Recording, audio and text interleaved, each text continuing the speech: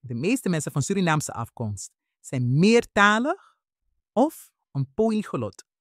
Meertalig betekent dat je meer dan één taal kan spreken. En een polyglot is iemand die meerdere talen vlot kan spreken. Wellicht is bij een meerderheid van de Surinaamse bevolking dat we een polyglot zijn. In ieder geval een talenknobbelemme. Echter is er iets wat heel vaak voorkomt binnen de Surinaamse bevolking. En dat is het verschil tussen zetten en leggen. Iedereen weet hoe je in het Surinaams aangeeft dat je iets moet neerzetten of neerleggen. En we gebruiken daarvoor het werkwoord poti.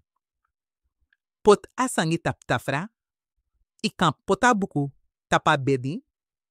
Poten ja. Poti. Maar de wijze waarop wij het vertalen naar het Nederlands, dat kan tot vrij humoristische situaties leiden.